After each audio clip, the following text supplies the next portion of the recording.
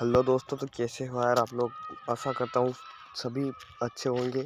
तो आज मैं आपके लिए लेके आया हूँ कक्षा 12वीं विषय हिंदी के लिए कुछ आईएमपी ऑब्जेक्टिव्स है जिन्हें आज कंप्लीट कर लीजिएगा। तो सबसे पहले देखते हैं प्रश्न क्रमांक 1, सही विकल्प चुनकर लिखिए। इसमें पहला प्रश्न है, उषा का जादू टूटने का क्या कारण था। दोस्तों इसका आंसर आएगा सूर्योदय। दूसरा है, निम्नलिखित में से कौन सा एक मुहावरा सही नहीं है। तो इसका आंसर आएगा घी के दिए जलाना, ए वाला। संस्कृत भाषा से हिंदी में वैसे के वैसे आए शब्द क्या कहलाते हैं। संस्कृत भाषा से हिंदी में वैसे के वैसे आए शब्द कहलाते हैं। दोस्तों ये क्या कहलाते हैं, तत्सम। इसका आंसर आएगा बी वाला, तत्सम। और प्रश्न नंबर चौथा, यशोधर बाबू अपने परिवार से क्या अपेक्षा करते थे।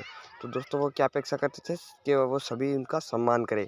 तो तीसरा वाला इसका आंसर रहेगा सम्मान करें। प्रश्न क्रमांक 5वां, हिंदी के कहानी के विकास में मील के पत्थर कौन सी कहानी मानी जाती है।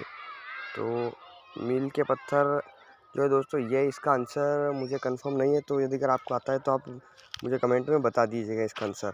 प्रश्न क्रमांक 6, बाबा साहेब के अनुसार आदर्श समाज की स्थापना के लिए क्या जरूरी है। तो दोस्तों इसका आंसर आएगा डी, उपरोक्त सभी। क्या क्या जरूरी है, स्वतंत्रता और समानता और भाईचारा, तीनों की आवश्यकता है का एक आदर्श समाज के स्थापना के लिए। तो इसका आंसर आएगा उपरोक्त सभी। प्रश्न क्रमांक 2, रिक्त स्थान की पूर्ति कीजिए। उचित शब्दों को लिखकर रिक्त स्थान की पूर्ति कीजिए। तो पहला प्रश्न है, हिंदी का पहला महाकाव्य है। तो दोस्तों हिंदी का पहला महाकाव्य कौन सा है, पृथ्वीराज रासो। और प्रश्न क्रमांक 2, मनुष्य अपनी मनोवृत्तियों के कारण अनावश्यक खरीदारी करता है। तो दोस्तों कौन सी मनोवृत्तियों के कारण, सामाजिक मनोवृत्तियों के कारण। मतलब उसे जो समाज के देखा देखी वो चीज़ें खरीदता है, अनावश्यक चीज़ें खरीद लेता है जिसे उसकी आवश्यकता नहीं होती। प्रश्न क्रमांक 3, भजन इमारत में खंबे हैं। तो दोस्तों इसका आंसर आएगा 20 खंबे उसमें लगे हुए हैं। और प्रश्न क्रमांक 4, संदेह या संभावना प्रकट करने वाले वाक्य क्या कहलाते हैं दोस्तों। तो इसका आंसर है संदेहवाचक। प्रश्न क्रमांक 5, महादेवी वर्मा का जन्म उत्तर प्रदेश के किस गांव में हुआ था। तो शायद इसका आंसर मुझे कंफर्म नहीं है, बट ये लखनऊ में हुआ था शायद। प्रश्न क्रमांक 6, दोस्तों ये आंसर मुझे कंफर्म नहीं है, एक बार फिर आप उन्हें अपने बुक में देख के इसे कंफर्म कर लीजिएगा। प्रश्न क्रमांक 6, आनंद की पाठशाला कितने बजे लगती थी। तो 10 बजे लगती थी। आधुनिक काल के जनक किसे माना गया है। तो इसका आंसर आएगा भारतेंदु हरिश्चंद्र। और प्रश्न क्रमांक 3, सही जोड़ी बनाइए। तो दोस्तों प्रश्न क्रमांक 3 जो है, इसका पहला प्रश्न है शब्द गुण। तो इसका आंसर जो है वो आएगा शब्द गुण का माधुर्य, ओज व प्रसाद। और दूसरा प्रश्न है अतीत के पाँव। तो ये एक यात्रा वृत्तांत है। और तीसरा है पहलवान की ढोलक। तो ये फणेश्वर नाथ रेणु की रचना है। और समाचार लेखन के, तो ये इसका आएगा स्तंभ लेखन। हिंदी भाषा की लिपि। तो ये इसका जो है यहाँ इसमें ऑप्शन नहीं है, एक थोड़ा नीचे ऑप्शन है। तो इस हिंदी भाषा की लिपि का आंसर आएगा देवनागरी। और हरिवंश राय बच्चन। तो हरिवंश राय बच्चन का भी जो है नीचे एक दिया गया है, वही इसका आएगा। इसका आंसर मुझे भी पता नहीं है दोस्तों। तो आप इसे कंफर्म कर लीजिए, एक बार इस सही जोड़ी को स्क्रीनशॉट ले लीजिए और इसे सही मिला लीजिएगा। प्रश्न क्रमांक 4, निम्नलिखित प्रश्नों के उत्तर एक वाक्य में लिखिए।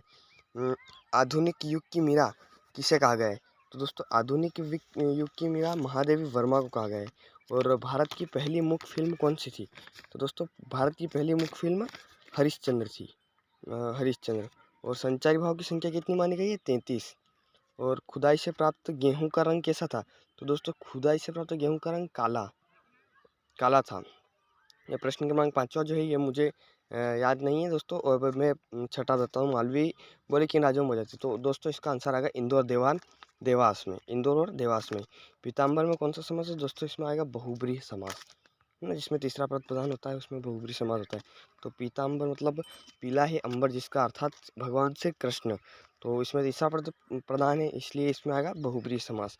अब प्रश्न क्रमांक 5, सत्य असत्य जो है वो लिखना है आपको। तो मालवी और निमाड़ी क्षेत्रीय भाषा है। तो हाँ दोस्तों बिल्कुल करेक्ट है, ये क्षेत्रीय भाषा है। उषा कवि के लेखक सूर्यकांत त्रिपाठी निराला है। तो नहीं दोस्तों, उषा कवि के लेखक सूर्यकांत त्रिपाठी निराला नहीं है। और रस 9 प्रकार के होते हैं। तो रस 9 नहीं 10 प्रकार के होते हैं दोस्तों। प्रश्न है कि श्लेष अलंकार में एक ही शब्द के अनेक अर्थ होते, तो ये भी असत्य है। श्लेष का अर्थ तो चिपका हुआ होता है, तो इसमें जो गलत लिख रखा है तो ये असत्य है। पंचवटी में द्विगु समास है, तो हाँ बिल्कुल दोस्तों, पंचवटी में द्विगु समास है, क्योंकि जहाँ भी गणित के अक्षर आते हैं जैसे पंचवटी, त्रिभुवन, दशानन, गणितीय अक्षर आते हैं वहाँ द्विगु समास होता है। तो पंचवटी जो है 5 वटों का समूह, तो इसमें संख्यावाचक है ये, तो इसमें द्विगु समास आएगा।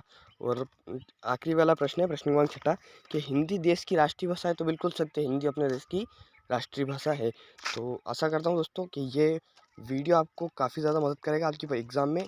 तो आप हमारे चैनल पर नए हो तो जल्दी से फटाफट चैनल कर लीजिए सब्सक्राइब, वीडियो को कर दीजिए लाइक और अपने दोस्तों के साथ शेयर कर दीजिए, ताकि वो भी इस ऑब्जेक्टिव प्रश्नों को देख सके और परीक्षा में अच्छे से अच्छे नंबर ला सके। धन्यवाद दोस्तों।